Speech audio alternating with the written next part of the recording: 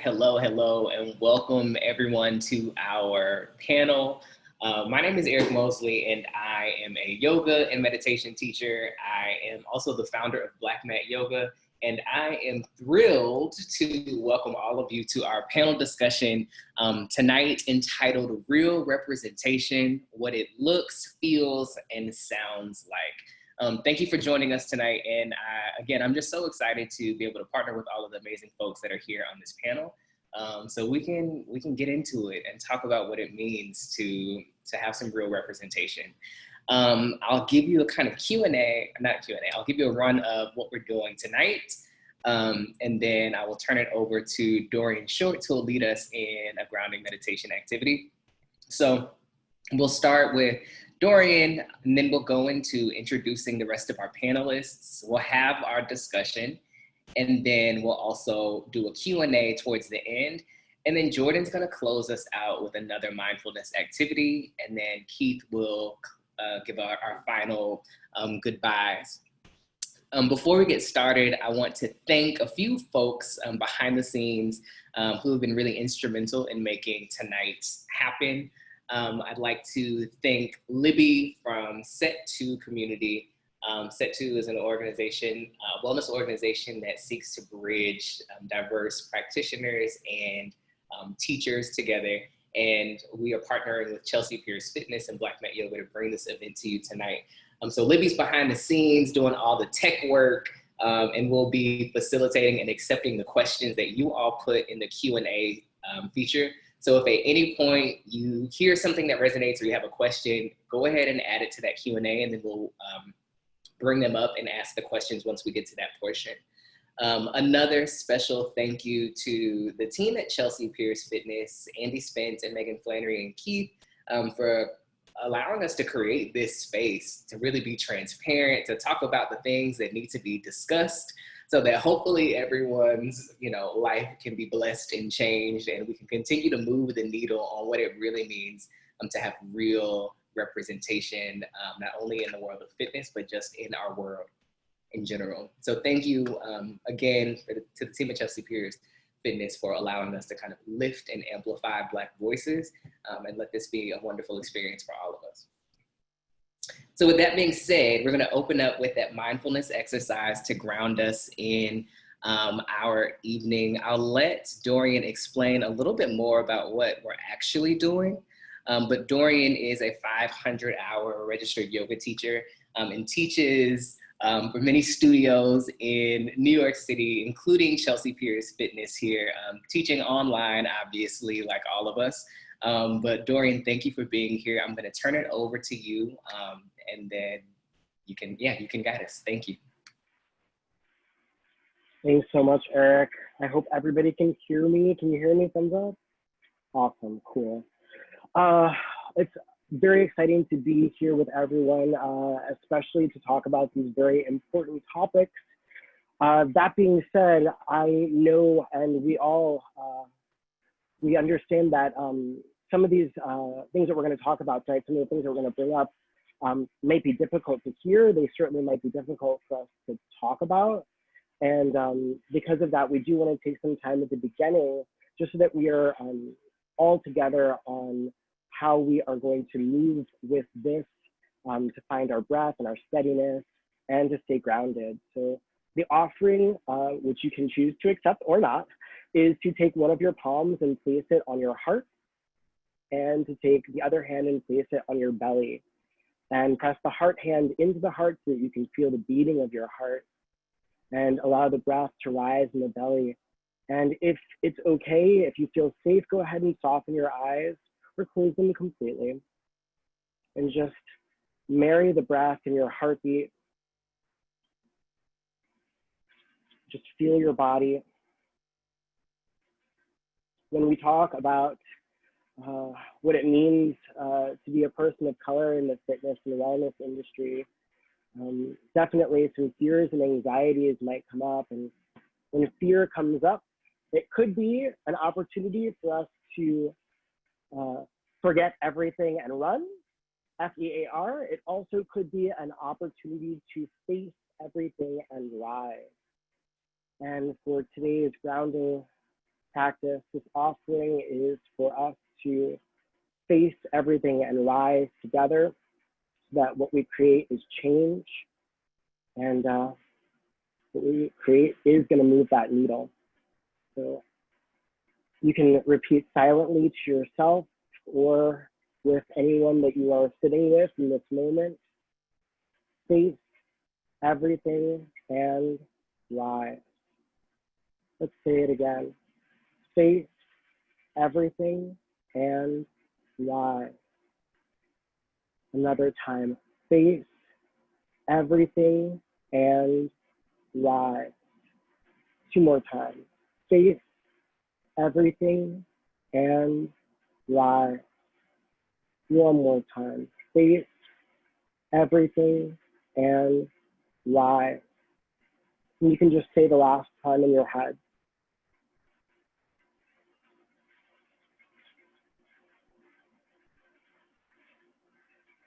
Settling into yourself, feeling your shoulders dropping away from your ears, getting ready for this conversation. Take a full breath in. And exhale, sigh it out.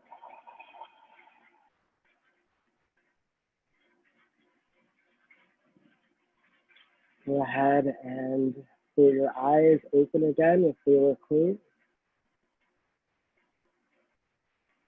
And let's get ready for this. Let's get into it. Thank you so much, Eric. Let's get into it. Thank you, Dorian, for leading us in that meditation. I can say that it for sure helped me feel a little bit more grounded and a little less anxious about our conversation. Dorian, tell us a little bit more about your practice, and then we'll go to each of us on the panel, but just tell us a little bit more about your practice and kind of what brought you into yoga. So I come to a physical practice of yoga from a dance background. I had this dream that I was going to be touring the world as a professional dancer. And then when I looked at the number of injuries that happened as a professional dancer and dealing with injuries in my own life, I thought it would be an interesting and a good idea to try yoga in order to sort of cross-train myself so that I was strengthening and protecting my body as I was heading out into dancing, which is more like throwing yourself around sometimes. As I fell more and more in love with the health and wellness aspect of yoga, the physical practice started to take a second seat to the philosophy and what yoga can do for you that's more than just your physical. The mental, emotional, spiritual practice really hooked me.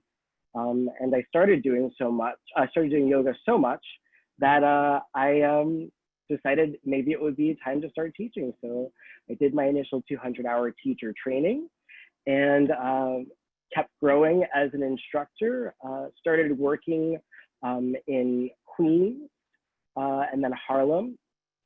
And then I also teaching in Manhattan proper, all over the place, online, Zoom.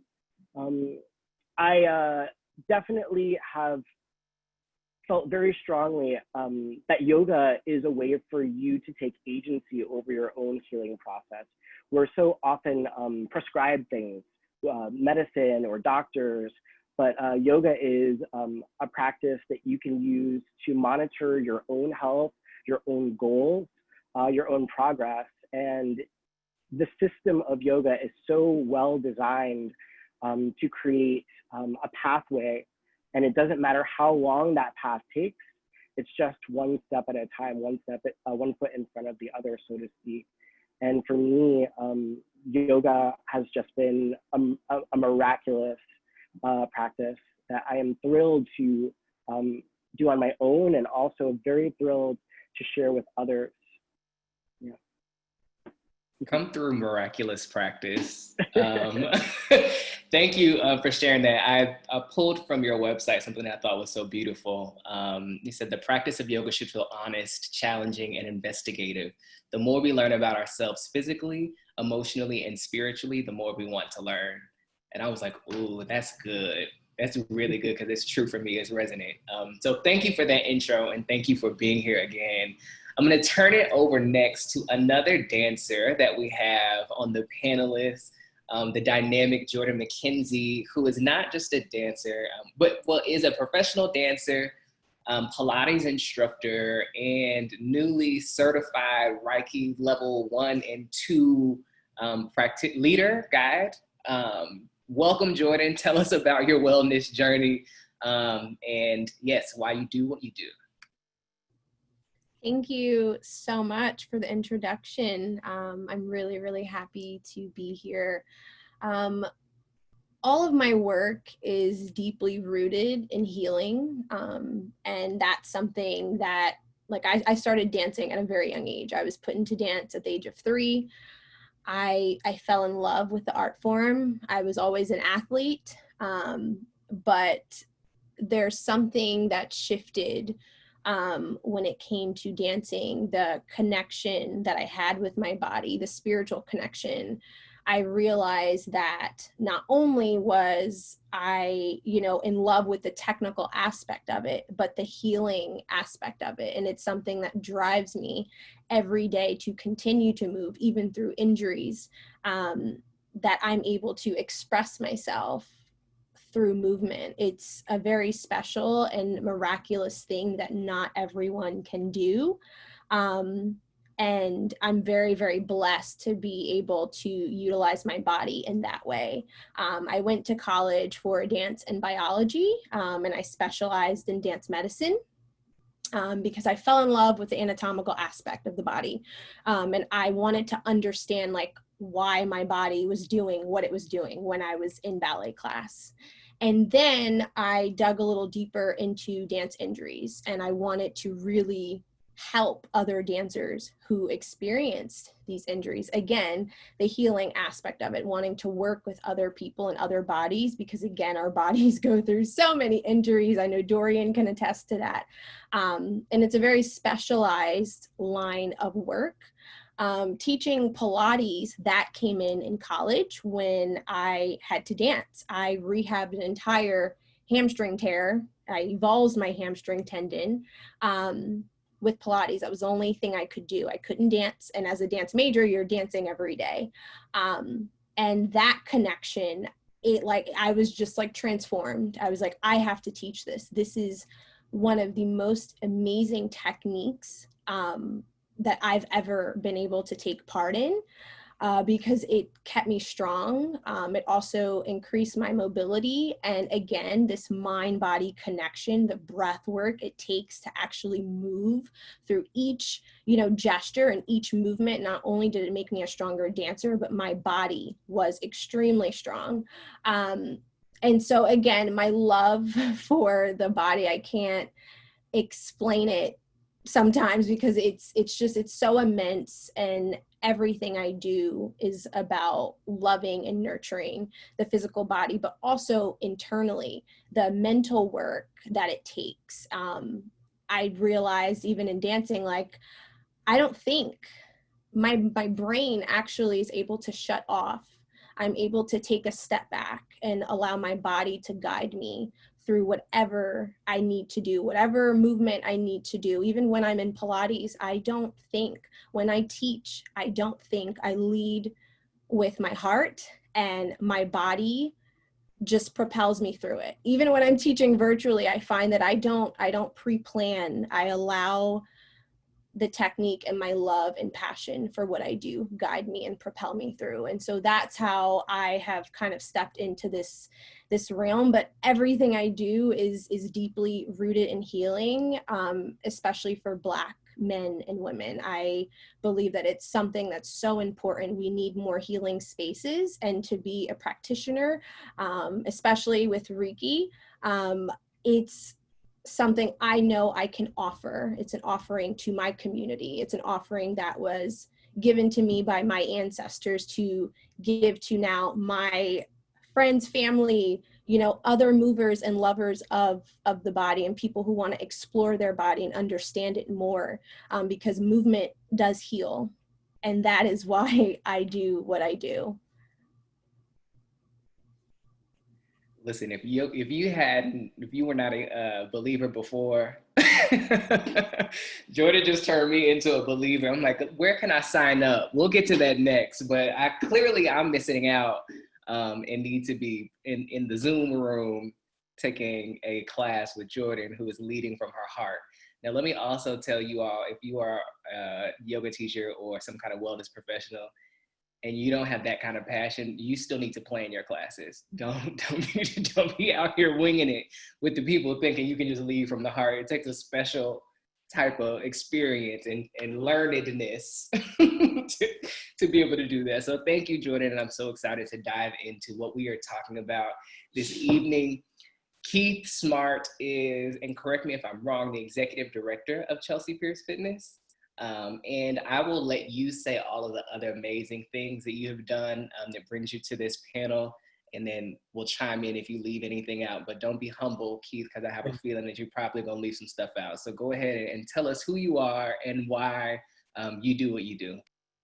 Well, thanks, Eric, and good evening, everyone. And such an honor to be here with Dorian and Jordan, both two people I admire and know well. So I'm really pleased to share tonight with them. So I'm the regional general manager of Chelsea Pierce Fitness. We're overseeing the Brooklyn and Chelsea locations. And prior to that, I was a Olympic fencer. So for 3-time Olympian and, first American to be ranked '1 in the world. And I won a silver medal in 2008. So, and then I also had launched a fitness technology company a few years ago where we integrated resistance bands into athletic clothing called Physiclo with a patented technology. So basically I've been in like fitness and sports and the whole wellness industry since I was a kid, when I started fencing when I was 11. Prior to that, I was in tennis and basketball. So it's great, that I can follow my passion of fitness and be here tonight to talk about like representation in the fitness and wellness industry. It's such an important topic, and I hope we have a really great discussion about it, because we need to have more of these conversations for everyone to just learn more and get better, and we all can do our part to improve. So when I said don't be humble, Keith, like you said all the things I wanted you to say. So thank you. It is important. It's important for the people to know, like we aren't just regular out here. We out here, being #1s in the country and in the world. So thank you. I am excited to jump into our panel. So I'll start with the first question. We've talked about kind of what brought us to wellness and why we do what we do. But I think it is important to also start the conversation talking about, before we get to what representation means for us, I think it's important to talk about some of the barriers that we have experienced to just coming into fitness and wellness spaces. And I do want to preface and kind of say, lift up what you said, Dorian. Some of these things that we talk about are going to be uncomfortable for some of us who are listening, particularly if you're a white person, and I think that is totally okay. But the purpose of this conversation is to be as transparent and as real as we can be. And all of us met previously during the week and had, a very real conversation about our experiences. And I think that what is important for me to express is that these conversations, people of color and Black people have all the time with one another. So for me, this is the first time where I am facilitating or participating in a conversation in which I will attempt to be as real and authentic in what I know is a mixed space. And I'm encouraging you all to do the same. So we're gonna keep the same energy from earlier in the week, but let's just kind of lift up just some of the barriers that we have come across and that we know others come across when we come into fitness spaces that are most likely majority white. And I'll open this up. If anybody feels led to hop in, feel free to just talk about your own experience. Sure, I'll just start. You know, for me, I was a fencer, and it's a historically elitist white sport, and I grew up in Brooklyn, and I never went to Manhattan before I started fencing in this organization called the Peter Westbrook Foundation, which was started by a Black fencer, designed to help minority kids be introduced to the sport. And you know, for me, what my earliest memory, and this came about like from our conversation earlier this week, was I didn't realize that people had like really strong racial views until I really started fencing, because, you know, I was living in a bubble in an all Black neighborhood, and so didn't really get experience to outwardly like racist actions until I went to this fencing club, or a sports club. It's called the New York Athletic Club, and in the early 90s, it's on like Central Park South, and like they basically said all Black people need to take the service entrance. At the time they had no non-white members and no female members. So, you know, I was told to go to there for a tournament, and they were like, oh, walking through the front door like I would do anywhere, like at Macy's or anything. And they're like, no, no, no, no, you got to walk around the corner and take the service entrance. So that's when I got home and I talked to my parents. That's when they kind of like let me know, like, hey, like it's a different world when you leave your neighborhood, and you got to really understand it. And I know, you know, as I got older, there were other experiences just from traveling and seeing the world, and then also like just in New York City that happens every day. Like maybe I'm sure Dorian and Jordan will elaborate on this. Like you might go into a boutique studio and you're like the only face, and people might stare at you, or you might even in a club, our club, you know, people misinterpret like all of our roles probably at times. So it's one of those things where like a lot of unconscious biases can happen, and if you're not like on your P's and Q's all the time, it could catch you off guard and like hit you for a bit of a sucker punch. Now as I'm older, I'm kind of used to it, but it's never easy, and everybody processes it a little differently. But like the first time I experienced like some tension was like when I was 12, and then I was like, oh wow, this is a different world I'm in. I hope you guys can see me. For me, I have to say, because I grew up as a dancer, my experience was actually, it started even younger, where I was the only Black dancer in a space. There was no image for me to look up to, and the only image was of a white person. And I remember questioning like if I'd be able to make it, and if I'd be able to be a professional dancer, because I wasn't white and because I did not have the same body type. And then it got to a point where at a young age, I'm trying to figure out who I am and questioning like, oh, is there something wrong with my body because I don't look like the other girls in this space, or the opportunities for roles or, you know, different solos were not offered to me, not because I wasn't capable, but because I was Black, and these roles are usually portrayed by white men and white women. And that for me, I was very young. I might have been like 8. And as I've gotten older, even with like personal training and Pilates, for instance, Pilates is white elitist. There are very, very few, like we're not represented. The Black instructors, we're here and we're alive, we're active, but we are not acknowledged at all. And it's not that we don't exist, it's that no one is actually looking to acknowledge us as really amazing instructors. And so where I did my training, a studio in Manhattan, Core Pilates, I was the only Black woman there training. And I remember walking into the space and everyone looking and being uncomfortable. I've experienced numerous microaggressions, comments about my hair, and just this level of uncomfortability. And now as a Black woman and just as Black people, we tend to, when we're in these white spaces, because we become accustomed to being in these predominantly white spaces, it's a norm. It's, you know, this level of being uncomfortable is a regular thing. It's become a daily job where this is just what it is. And sometimes I catch myself like, you know what? They don't get to experience that level of uncomfortability. We are walking around uncomfortable, and it's not okay at all. And so now I'm at a point where I'm like, I'm no longer appeasing anyone. You know, if you say something, I'm going to say something back, and chances are you might not like it.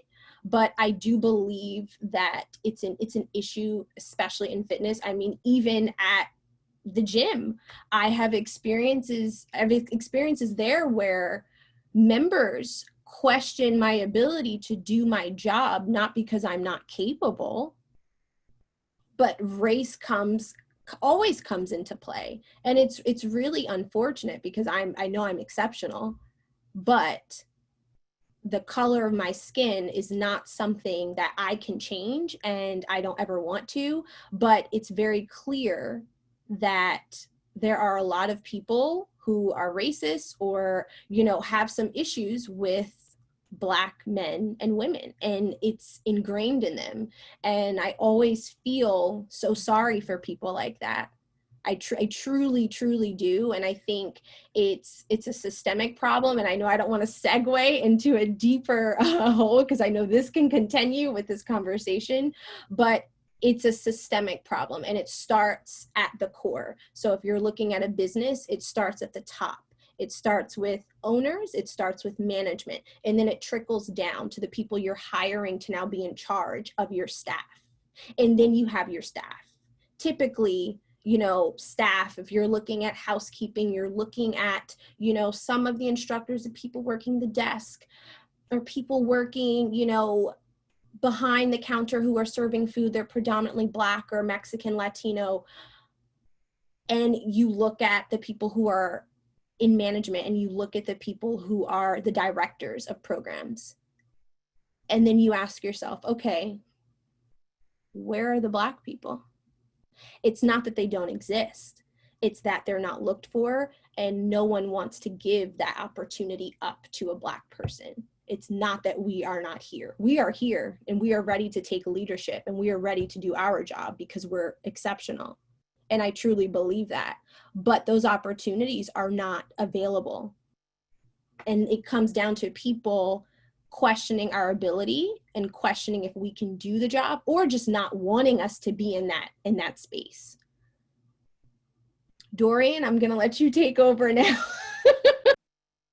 But before you go, I think you lifted up something important, Jordan. Well, so many important things, but one thing that I latched onto and thought of was the idea of white discomfort, and how I've had several conversations with white people, and we talk about something that does come up that they often share is like, it feels so uncomfortable having these conversations, and you don't want to say the wrong thing, and you don't want to offend anyone. And there's also a point of like reckoning when white people realize like, oh my gosh, maybe I've caused harm to people of color in my life without trying to, or without knowing.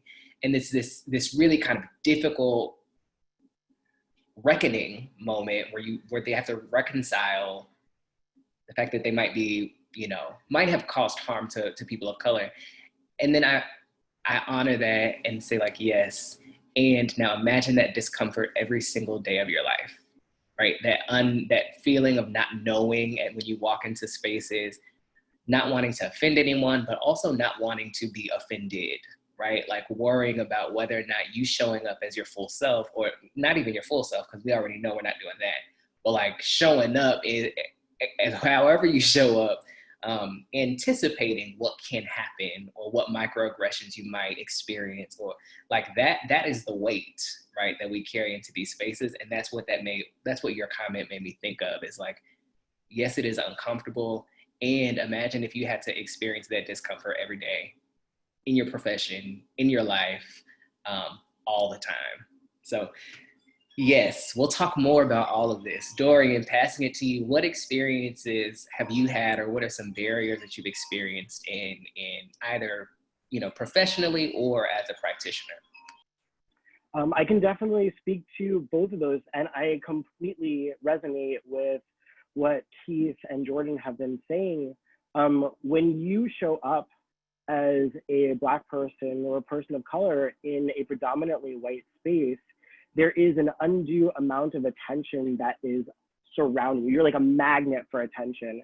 And at a young age, which is, when we all start, exploring, different things, it certainly can have an effect on you. As you grow up, you start to I think Keith said, get used to it in a way. And it's not anything that anybody should have to get used to. We shouldn't have to get used to going to a yoga class just because you in fact just want to practice yoga and have extra questions be asked of you. Like, are you sure you're in the right place? Are you sure you meant to take this class? Do you know what you're doing? Did you bring a yoga mat? I've experienced that as a practitioner of yoga. Along with Jordan, I've also experienced it, especially in ballet classes. If you ever go to a ballet class for the first time as a Black person, and it's a predominantly white space, I've had teachers, assume that I knew nothing about dance, that I'd never been to a ballet class before. And the question is, why is that attention or that focus being put on a person without any provocation? What is it about me that says, I don't know how to do this, I wonder? As an instructor, I have subbed for people. I've walked into a class that I was about to teach for money, and, had been met with, I would say, undue surprise that I was the instructor. And so I think those are some of the initial barriers, is just, are you sure you belong here? And I think for me, examining that question has forced me to push back, just like Jordan, like, yes, I belong here. I don't feel like I have to prove to you why I belong here, but if you listen to me, you will see why I belong here. If you experience what I'm saying, if you treat me like a person who is teaching a yoga class and not something other than that, then you'll see why I belong. And I think as people of color, having to constantly answer that question, or whether or not you are a person who feels the need to push back or to hide yourself, it's stress. It's extra stress being placed on people of color that white people do not have to worry about or think about or deal with. And so it can be extremely frustrating and energetically draining.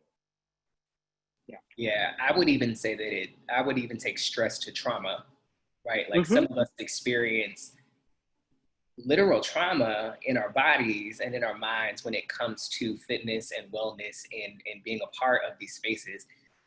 I was on a podcast not too long ago, and I realized, saying it, and Dorian, thank you for sharing, because I feel so seen, coming into a yoga studio, whether it's my first time there or whether I've practiced there several times and the person at the front desk doesn't recognize me, there's always this level, or not always, there's oftentimes this level of surprise and what I call almost like pseudo joy and excitement, right? There's this like, oh, welcome to our space. Like, I'm happy to have that I know is not extended to every other person, particularly the white people. And there was a studio that I went to in which I was asked if it was my first time practicing yoga. Not my first time there, but my first time practicing yoga.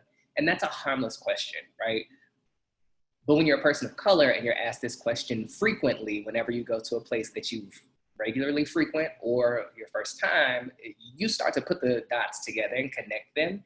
And I sat in the front before going into the studio just to hear how many other people were asked if it was their first time practicing yoga, and no one else was asked that. And people also volunteered that it was their first time at that studio, right? So there was a difference, and I happened to be the only Black person in the class at the time.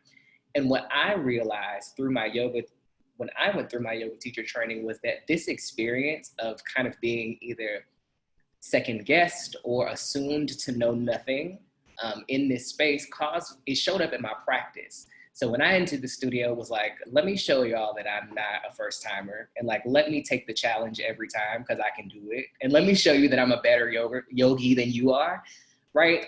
Which is not the case anymore, but it definitely influenced the way that I practice in a space because I felt like I had to prove that I wasn't a novice, or that I had to prove that I was kind of better than some of the people in the room that I assumed were thinking that about me.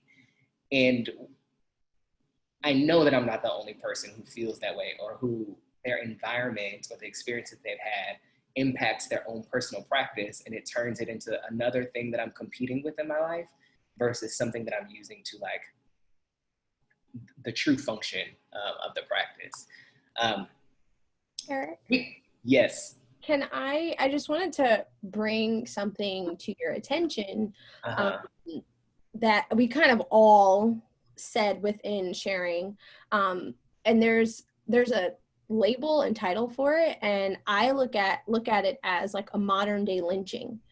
When you think about that experience, the weight of it, the sadness,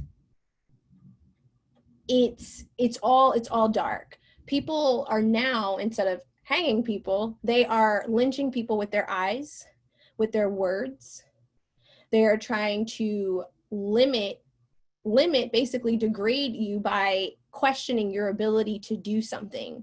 And then as a Black person, if you're in that space, you're now feeling the weight of that in your workspace while you're getting ready to teach a class, if that makes sense. So it is, in a sense, a modern day lynching. It's not the same thing, but that heaviness, that pain, the darkness of all of that, and then the white people on the other end of it who are grinning and really are just superficial and don't really get it and acknowledge it, and quite frankly don't care.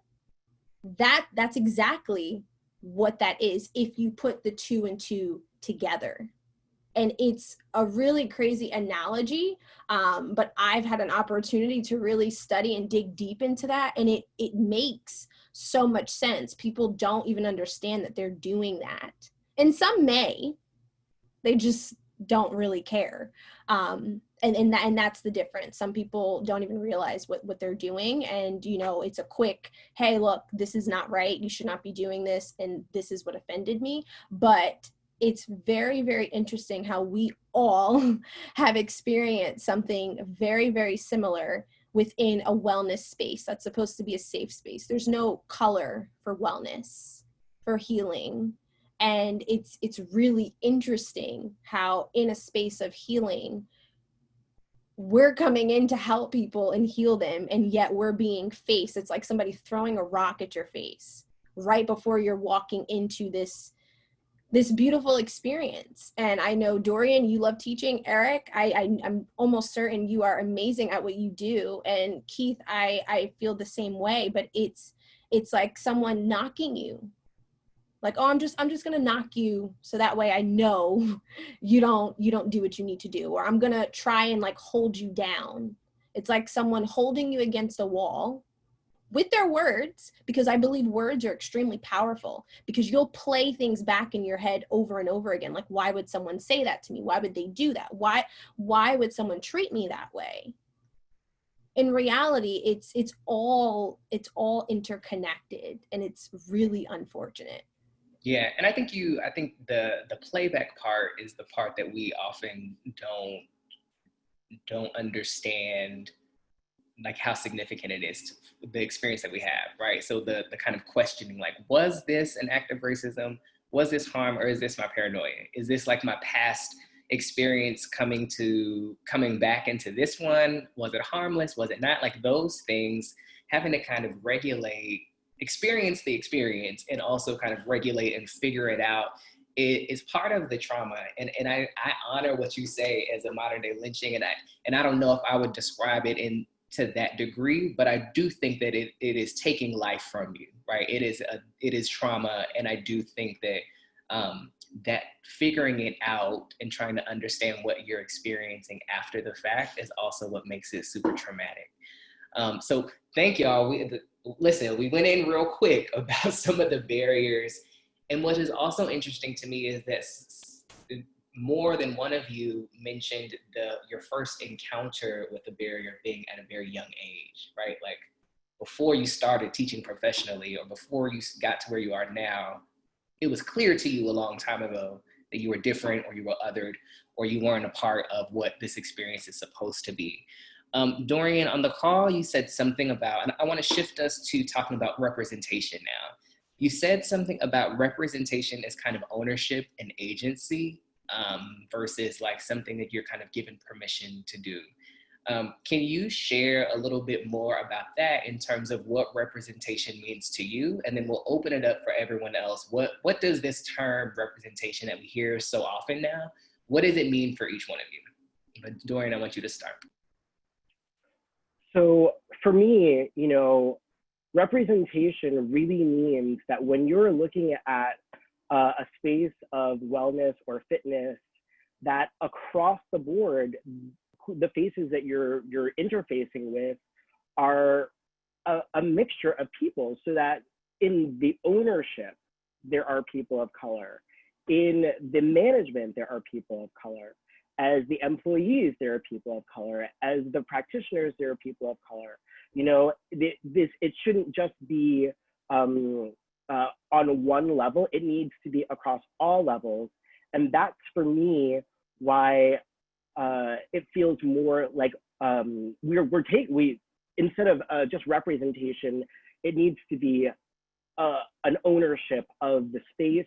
And some people take that to mean we should literally pick up out of these white spaces, collect all of our people, move over, open up our own spaces so that we don't ever have to deal with these kinds of issues ever again. I'm not 100% sure that that is always the correct option. I certainly think that it works sometimes, for sure. And if you have been so traumatized by these experiences in white fitness spaces or white spaces of wellness, that you say to yourself, I will never go to a white-owned gym. I will never go to a white-owned yoga studio. I will never go to a white-owned ballet school ever again, then there is nothing wrong with that. Be with your people, be with your people. But I think that if we are going to move forward together, and if we are going to try and build spaces that promise wellness and fitness and provide wellness and fitness, that across the board, ownership, management, practitioners, employees, everyone, it has to feel like a family. It has to feel like a collection of humans, not one group's experience, not a solitary voice. For me, the first time I saw Keith, I was like, oh, this Chelsea Piers Fitness is a done deal. For me, working with Keith and working with a company that had Keith as a part of their head, to me, that was a part of what I like to see in representation. That made me feel good to say, I want to work for this company that Keith is a part of. That was really helpful. And working at Chelsea Piers Fitness, I feel like I have had so many different experiences with so many other great people of color. That is a place that feels closer to the model that I would like to see. Just real representation and ownership of that representation. So. Thank you. That is, yes, thank you. And I want to hear from you, Keith, next. And Dorian, that was the perfect segue, because that was kind of how I was going to frame the question to Keith. As a person in a managerial role, what does representation look like for you, and how do your lived experiences show up in what you're doing? And have you found success, or do you feel like it is more difficult being a person being a Black person in a managerial role in the fitness space? Tell us more. We want to know. No, it's a great question, and I think this is a great conversation. I'm really learning a lot from Dorian and Jordan, because quite frankly, I think Chelsea Piers does some great stuff, but there's still a lot more work to be done. So like representation, like yes, I'm very fortunate in the role I'm in. But a lot of that, I think, also comes from like what you described, Eric, and it's probably like my own inferiority complex of just being overly competitive. So like if somebody doubts me, then I'm going to say, okay, I'm going to show you, I'm not only going to show you that I'm better than you, I'm going to show you that I'm 10 times better than you. And I'm going to like compete until I show you that I've beaten you to a pulp. And I won't lose sleep about it. I actually enjoy it. And so, and that comes across with like, if I interact with a member that might have some racist views, then I'll have to pull their card and explain to them my education or like my Olympic background. I don't talk about that stuff ever, but it's just more of like one of those things where I can put someone's energy and like what I need to do. But I think what Dorian and Jordan are saying is spot on. Like we need more representation, and part of that is I need to work harder as well to push the team. Like we're always working to find the great candidates and really pushing people on that. And as a manager, like I have like obviously I want to be fair and equitable, and we want to make this a community of a safe space. And I think I do a decent job at that, where I make sure I'm super approachable regardless of who they are, what they are, like their role, or if they're a member or a guest, whatever. I'll give my cell phone to everyone and anyone, because I want people to know like, hey, this is off the record. Like, just tell me how you're feeling and how can we make it better. And I'm not going to say like I can solve the problem tomorrow, but I'll promise you I'm working on it. And that's the beauty of like even being in a quarantine right now is I think we realize that we need to do even more than we were when we were open, and we could like take a pause, have these conversations, and identify like who's the talent that we need to like further diversify the ranks from top to bottom.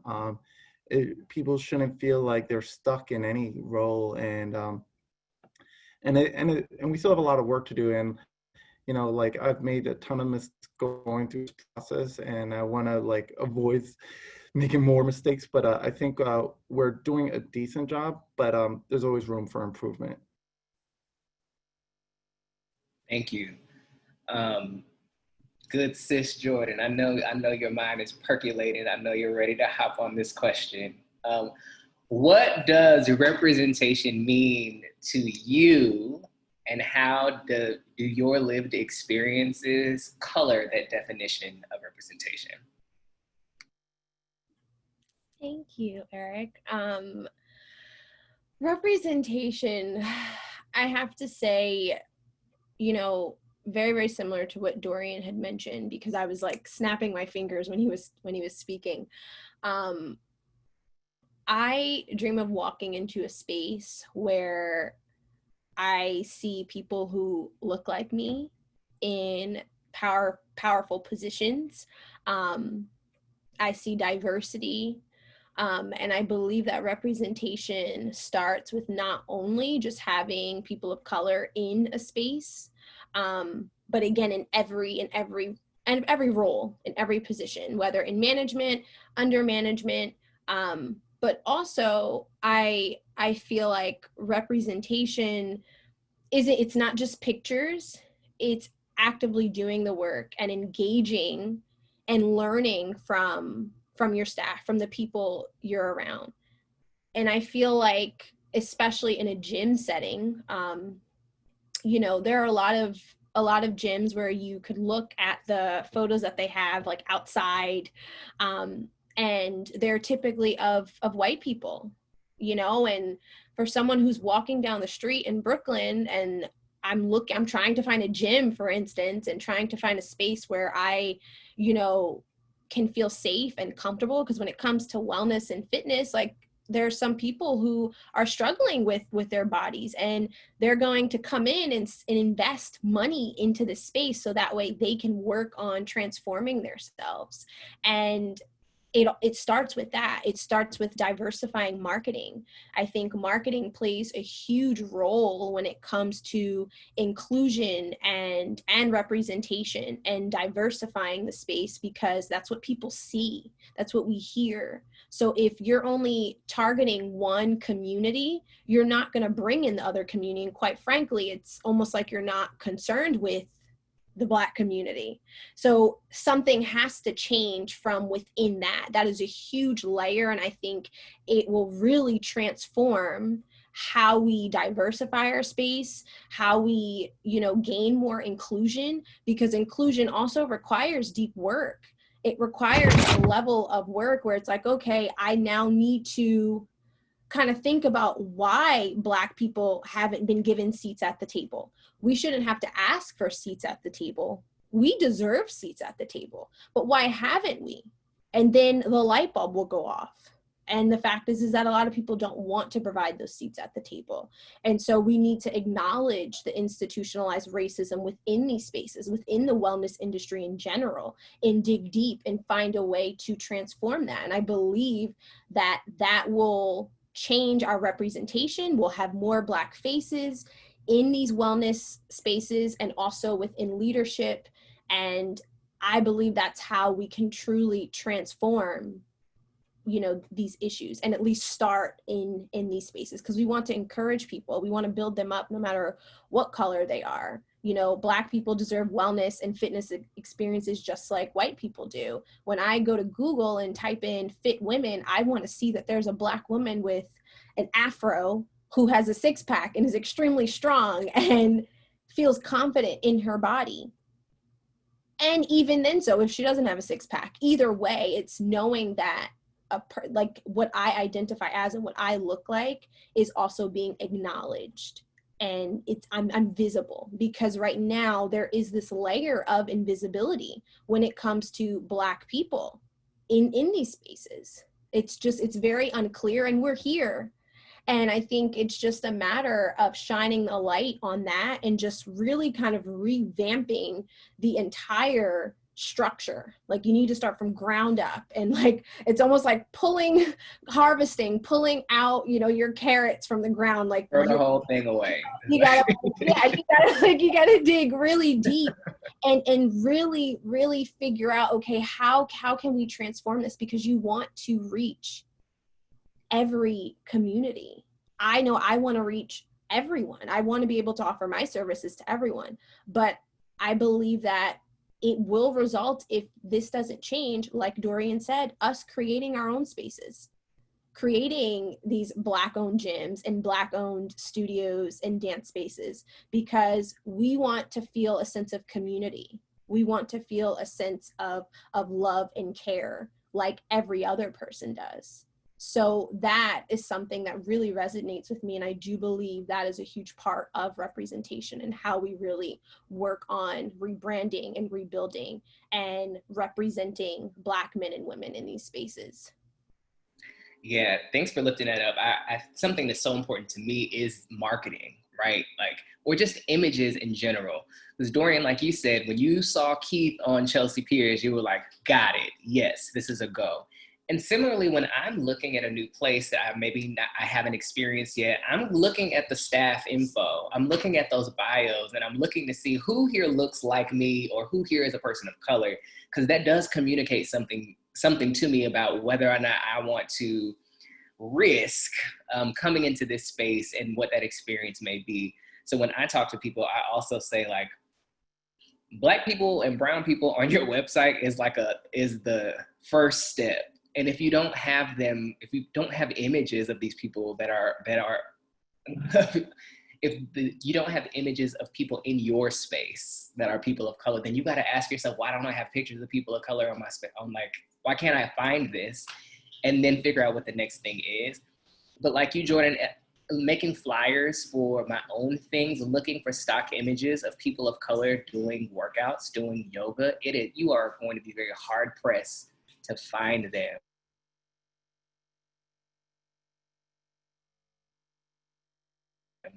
Image of a Black person doing yoga that wasn't, anywho, yes, I think I agree with you. Pictures are a first step. And I think for me, real representation looks like not being able to count the people of color, because it doesn't make sense, right? It's just like, they're everywhere. We all in here, right? Like at every level, like you said. And I think it's also important that most folks, important to know that I don't believe that most people want a completely same race wellness experience, right? Like there are Black folks looking for Black spaces because they have not had access to Black people in the space, right? But I don't think that the majority of people of color are looking for spaces in which everyone is exactly like them. We just want to know that we're not going to be harmed in this space and that our presence is welcomed and appreciated. And I think that's a really important thing that I want to stamp for other people, is that the expectation isn't every single person on the board is a person of color. Every single manager is a person of color. But we just need to know that we are in good hands and that we're welcomed in this space.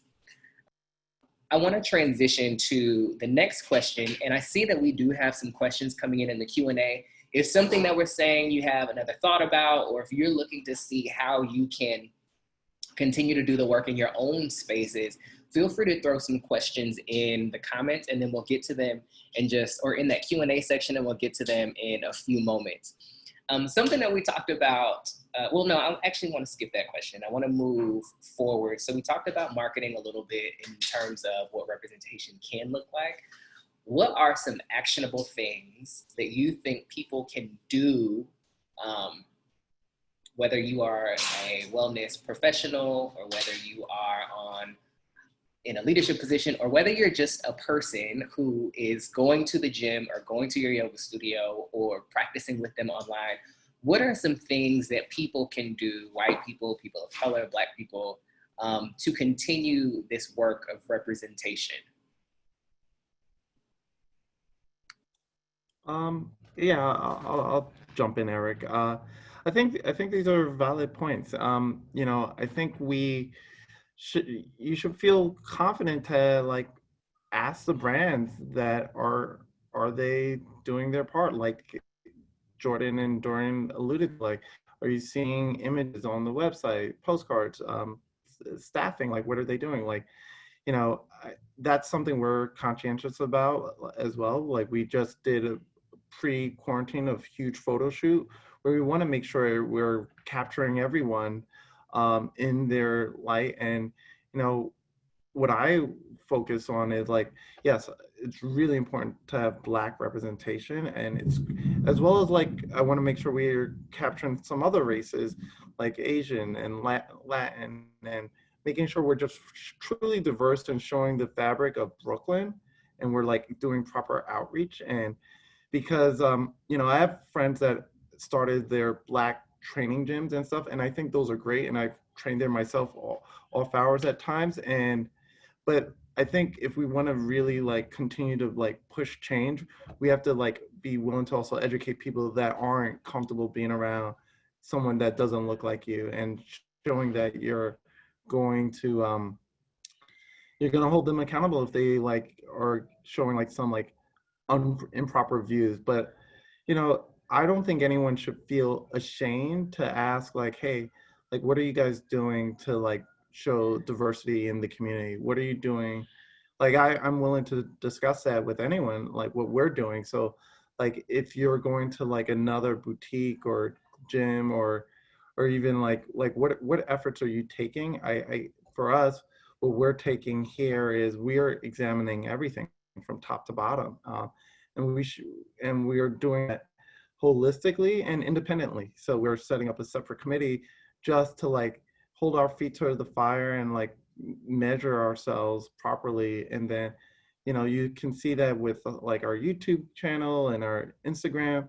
Like we want to feature more diverse instructors. We know like that's reaching a lot of people right now, so we want to highlight that, and we want to and promote that and help. And same thing with like imagery. Like we want to constantly like show the diversity of our membership, which is so important to us.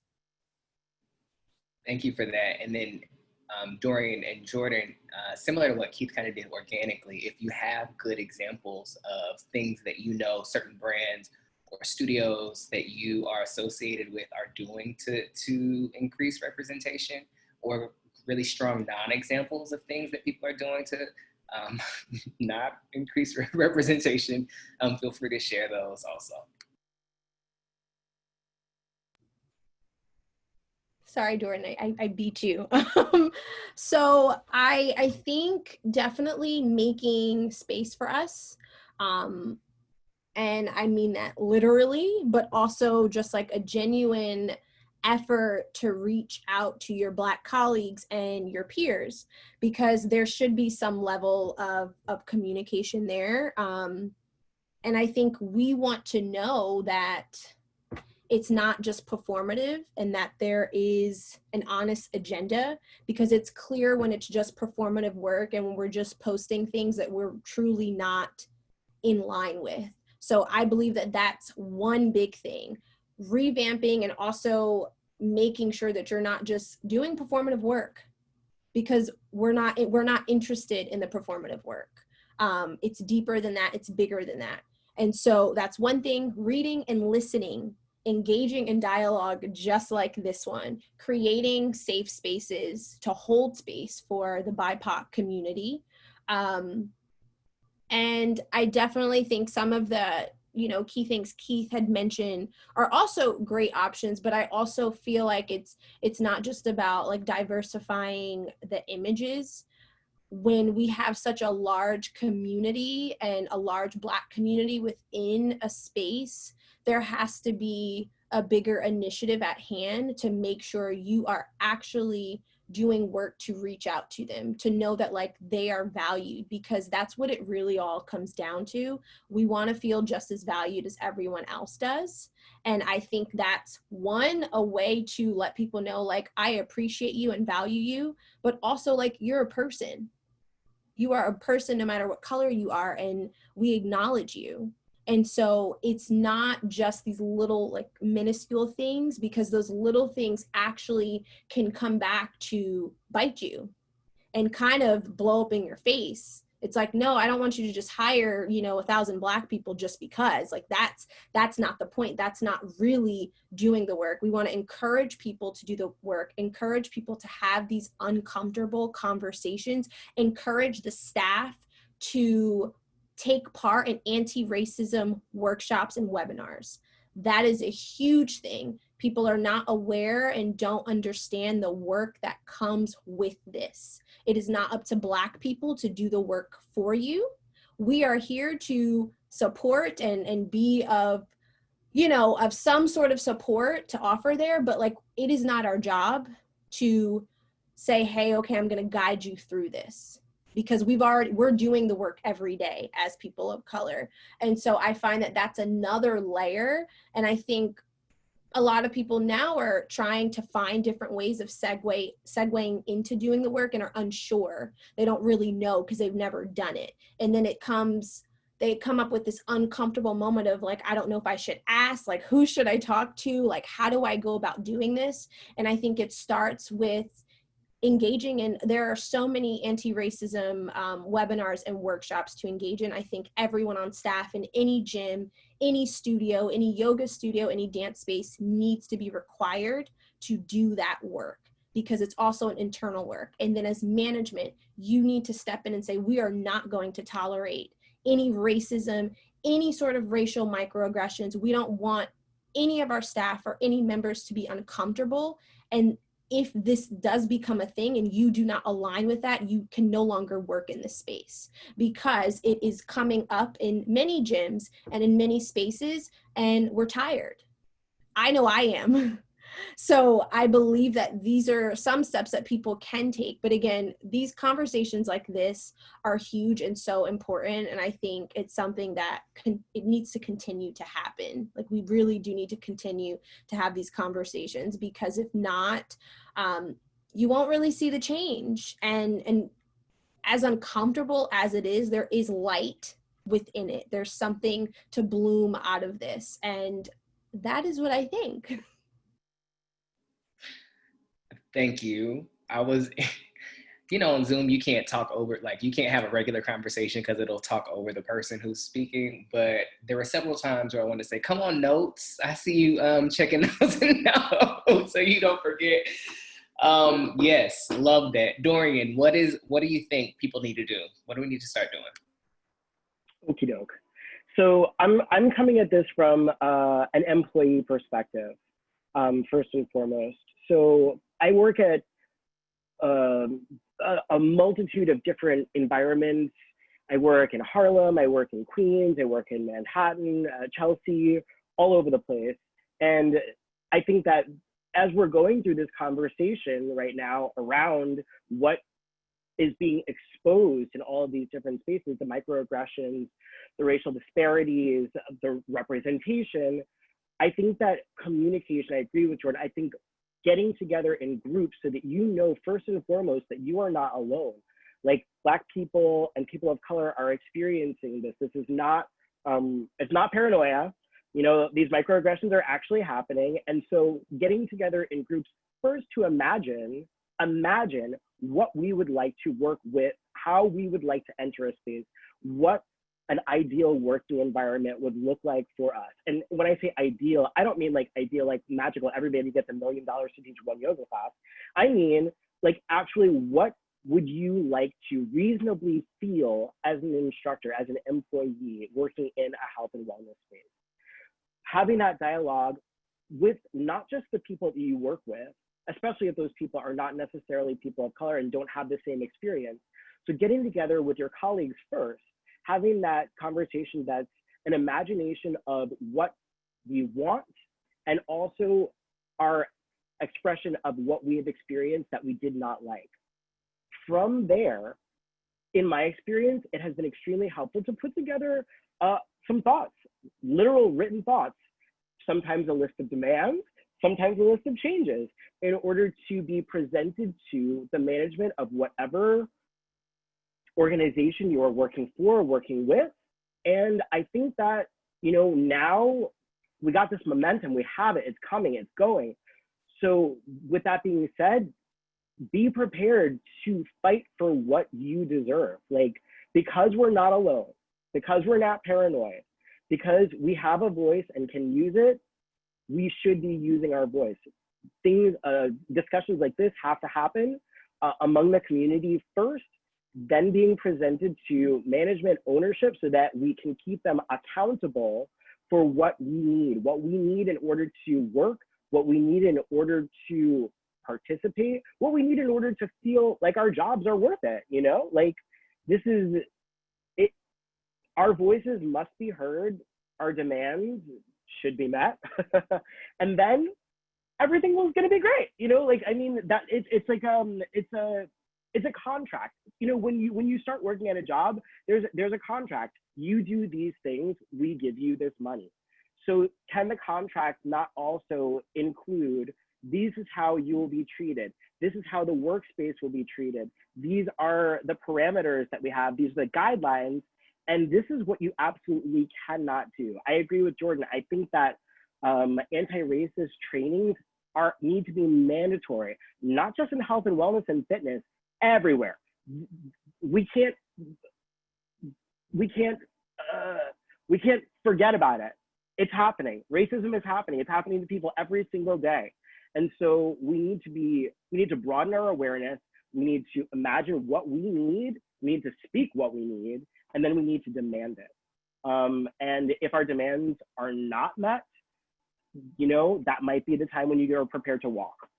That might be the time that you're prepared to walk, you know, because there is also a lot of power in no. There's a power in no. Yeah, a lot of that resonates. And I want to move to questions, but I think there are three things that I think of in terms of representation and like actionable next steps. I think one, as we talked about this in a conversation previously this week, but as people of color and Black people, when we are asked what our opinion is or what we think, there's a certain level of what we call whitewashing that we do to ourselves, right? We anticipate white people that are asking us, assuming that they are white people, are not going to respond to what we have to say well. So we kind of try to lighten and placate, like kind of lighten our experience and kind of say maybe like a euphemistic version of what we're actually thinking, because we don't want it to be more uncomfortable than it has to be. And I think for us, it's important for us to just communicate honestly and just communicate it honestly, right? And it doesn't have to be confrontational and angry unless it is, in which case, you know, lean into your truth.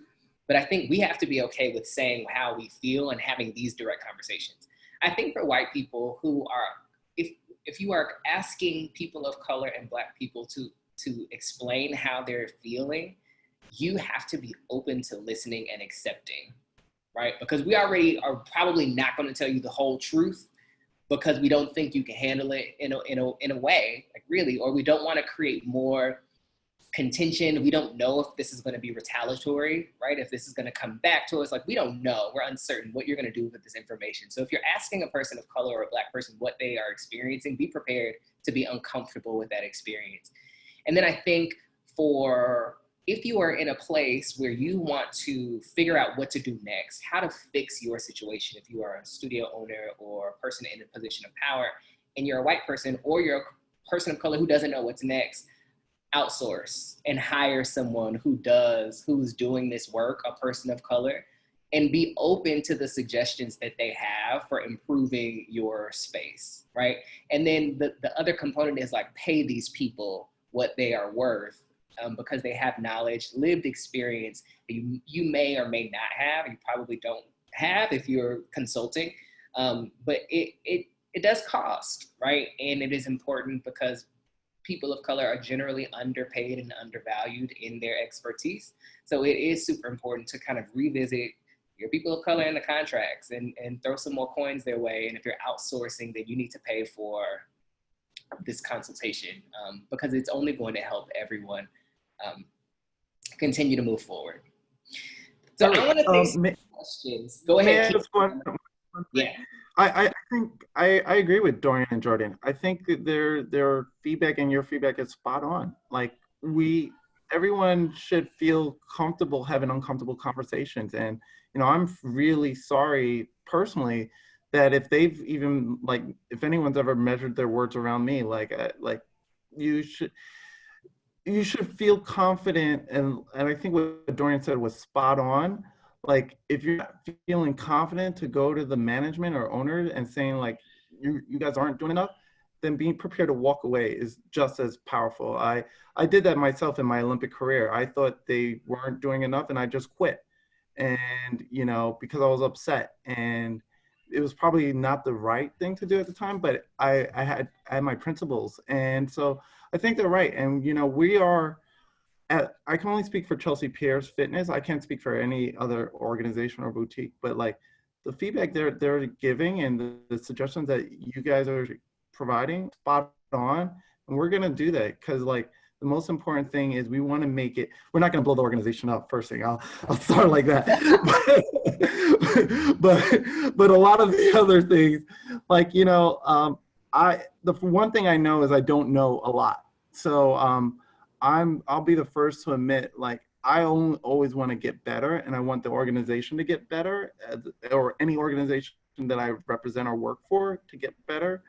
So if, you know, if they're feeling like as people of color that there's not a safe space, then shame on me personally. And like, they should always feel like they could call me and say, look, you guys are dropping the ball, step it up. And it's nothing personal, and there's never going to be any negative repercussions. Like, that's just not who I am and what we do. So it's more of like, how do we get better? So I thank you guys for having these conversations tonight. And I just wanted to drop that in there in case we get some questions that are off kilter and a long train of thought. Got it. So I'm going to lift up two questions that came from the audience. and they're similar, but I'm going to put them together. And then if you feel led to answer one or both, then go ahead and go. We don't all have to answer the question, but if you feel particularly led to respond, then respond. So question one is, some businesses are rushing to diversify to answer the call for change. But how do you do this in a thoughtful way so that it doesn't come off as exploitative? And then the second one is similar. I'm one of 2 people of color employees at a predominantly white bar and yoga studio. In early June, my boss exhibited performative allyship in support of the Black community and hasn't done much aside from one donation-based class and posting a Black square on IG. How do I address the need for action and true allyship to create a more inclusive and safe space for people of color? So how do we answer the call for change without being exploitative, and how do we address the need for action and allyship to create more inclusive spaces? I'm going to answer the second question in regards to the bar studio. That's happening with a lot of studios. And for starters, I'm not sure who you are, but one, I would ask you to connect with whomever, like whatever Black instructors, if this person identifies as BIPOC, whatever Black instructors you can, to one, just kind of get all your thoughts out about this, because it's a very uncomfortable situation to be in. And I've too found myself in that situation multiple times. So you can get your thoughts out about it. And then 2, whether you want to do it or have someone else do it, a conversation needs to be had.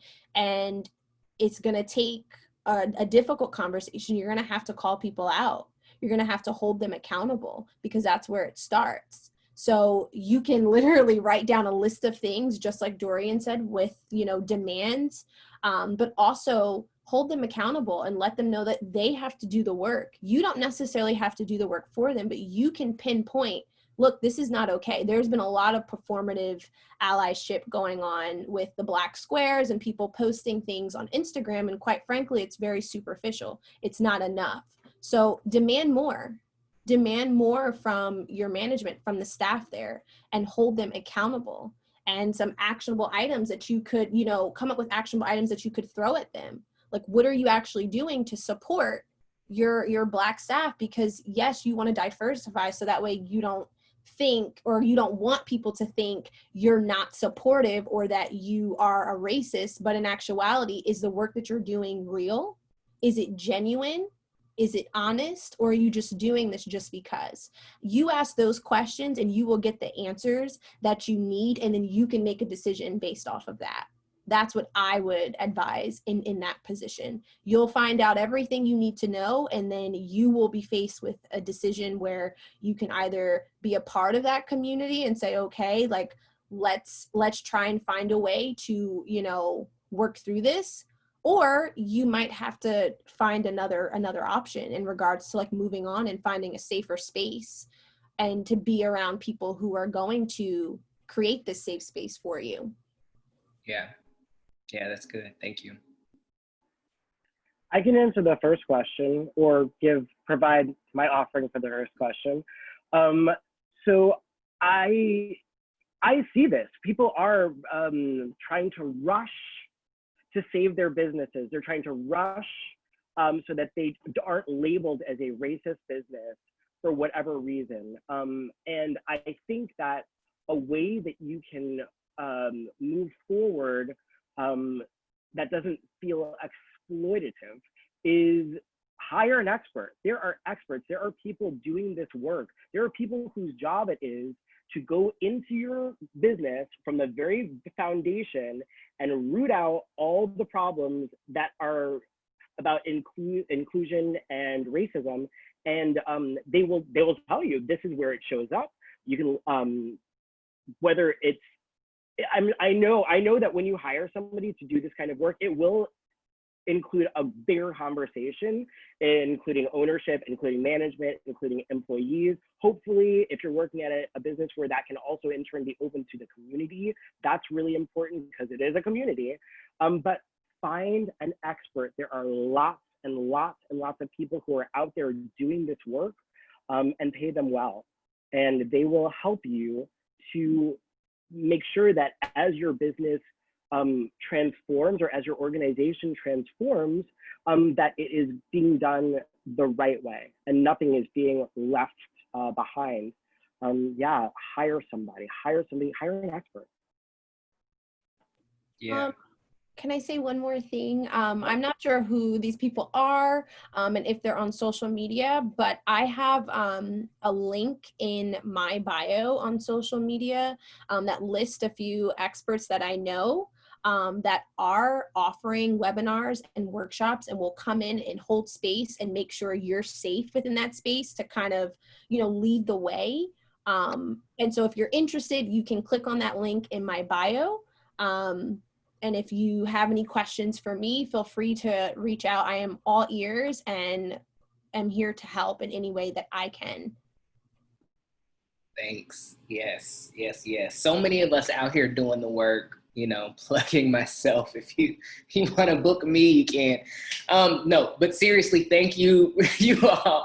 We are just about at time, and I definitely want to be able to close us out with our final moment for mindfulness. Thank you all who have submitted questions.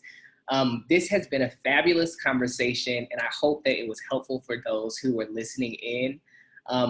Jordan is going to close us out with meditation, and then the last voice you're going to hear is Keith, who's going to just kind of wrap up our evening with a nice bow and share any additional information that you'd like about Chelsea Pierce Fitness, and any final thoughts that you have. So thank you, Dorian, Jordan, Keith, Chelsea Pierce, Setu, for allowing us to carve out this space and have this very honest conversation. And Jordan, sis, close us out with this good meditation you're about to lead us with, and then Keith, hop in right after her to do our final goodbyes. Okay, everyone, I'm not sure if everyone's sitting, but come to sit. I want you to place your palms on your thighs. Close your eyes and just feel the energy shoot from the crown of the head. I want you to plant your feet into the floor wherever you are and just take a big inhale and an exhale. And take another big inhale through the nose and exhale. Now place your palms at your heart center and feel your heartbeat. Take another big inhale and an exhale. Allow your chest to expand each time you inhale, releasing all of that bad stress or anything you may have been experiencing, any anxiety. Take another big inhale. Feel the earth beneath you. Feel the energy shooting through the crown of the head. Feel your heart center. Allow that gratitude to shoot through. And one more big inhale as we close out. And an exhale. Grounding yourself back into your comfortable place. Place the palms on the thighs. And one more big inhale. And an exhale. You can now open your eyes. I just want to thank all of you for joining us today. Thank you for holding space, no matter what color, black, brown, blue. And just allow yourself to walk with grace and with gratitude and with love. Every day, no matter what's going on, continue to walk in with this positive energy. And I thank all of my fellow panelists for sharing this space, for hearing me, for allowing me to share my experiences. You're all extremely inspiring. And I want to thank Chelsea Pierce for allowing me to share my experiences in this space. Thank you so much. Thank you, Jordan and Dorian and Eric. You guys are amazing. Thank you for being so honest and genuine and taking the time to share your stories. Setu for organizing it. We want to have more of these conversations, and we will. So for further information, like you can follow Jordan, Dorian, and Eric on their handles. You can find more information at chelseapiercefitness.com or at IG Chelsea Pierce Fitness, and you'll see everyone's handle. But again, I just want to personally thank Dorian and Jordan and Eric for coming tonight and being just so honest and genuine. It truly means a lot, and this is what representation looks like. So thank you, and I hope everybody stays safe and remains healthy during this pandemic. Thank you, and have a good night. Bye, everyone. Thank you, thank you, thank you.